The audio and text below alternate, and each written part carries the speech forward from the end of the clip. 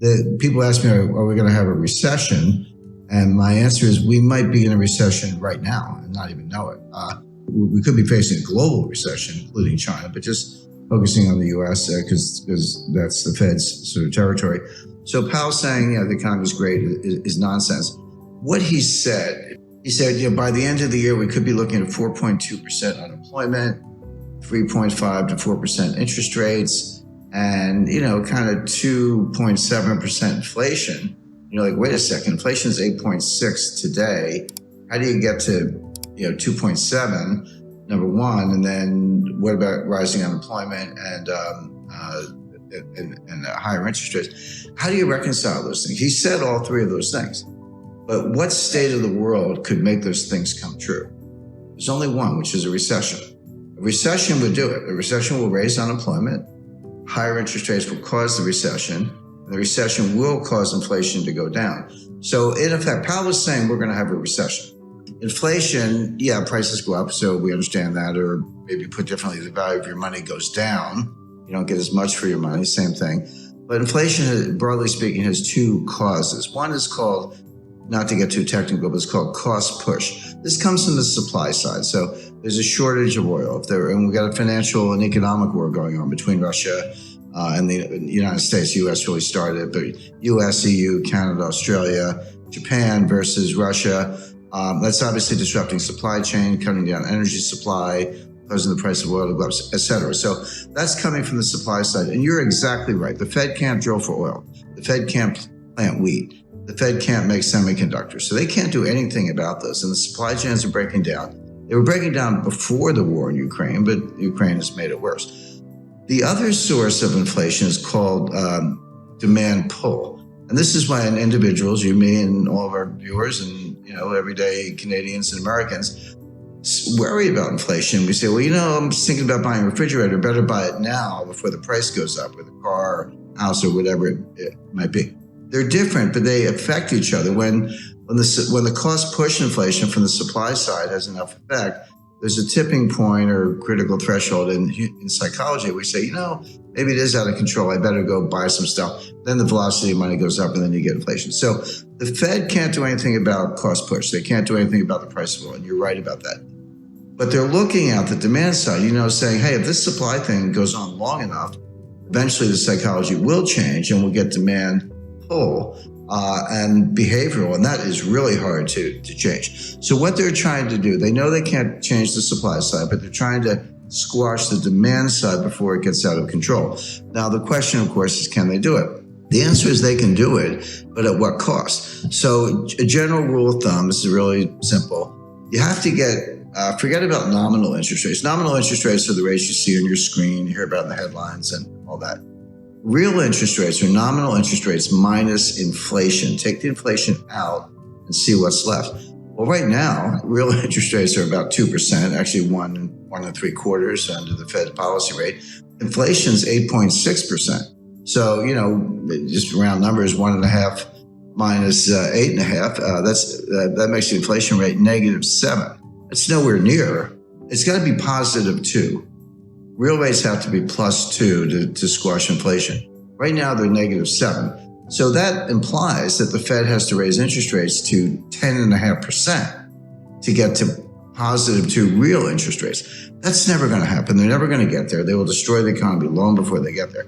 So the Fed has no hope of squashing inflation from the demand side, as you described, by raising rates, unless inflation comes down for other reasons. So what they're going to do, they're going to keep raising rates, 2, 2.5, 3, 3.5, 4, hope that inflation comes down from 8 to maybe 3, although I think that's a stretch. You could get into positive real rate territory, but they're really far away from it. So I think, by the way, I described what they're trying to do. I should make it clear they're going to fail. The only way inflation comes down, the way we're talking about, is if they trash the economy, a severe recession. If that happens, you say, well, do people still need to put gas in their cars? Well, you're right, but not if they're unemployed, because they're not going to work.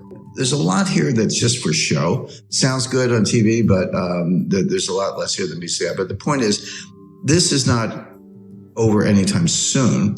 Even if it were, when you break supply chains, you can't just put them back together. It's like breaking a vase. in 1,000 pieces. You got to go buy a new vase. It's going to take years to undo this damage. So I spoke to the individual who was probably the single individual most responsible for building the modern supply chain. It was 30 years from 1989 to 2019. It was head of one of the largest companies in the world, and this is what they did, among other things. And he said, Jim, you have to understand, it took us 30 years to build it. It took us 3 years to blow it up. It's not going to come back in a year. This is going to take 5, 10, 15 years to build a new one. So it's what I call supply chain 2.0. Well, buying a refrigerator is a good idea. Buying a freezer might be a better idea. We're looking for food shortages by the fall. Now, when I say food shortages, in Africa and Middle East, this will mean mass starvation. You may see the greatest humanitarian crisis in history because they literally can't get the food. Everyone's like, well, gee, you can't get Ukrainian wheat. What's the big deal? Buy it from somewhere else. There is nowhere else. Canada and the United States grow an enormous amount of wheat, but we use most of it internally, and we feed, because it's not for humans, by the way. We feed our animals. This is how you feed cows, pigs. This is how you get beef and pork. This is an example of the supply chain, how it filters all the way through. So you would expect higher prices to persist. You would expect food shortages. Buying a freezer is not a bad idea. The future supply chain is going to be it goes by different names. Janet Yellen calls it friendshoring. Macron calls it constellation. I call it the College of Nations. But basically, we'll have supply chains and trade, but it'll be sort of members only. So US, Canada, Australia, Europe, others, Japan, will be invited to join, but not China. Russia is going to be in the waiting room for a while. We should be better allies with Russia, but the Democrats in the United States have pretty much made that impossible, at least for the short run.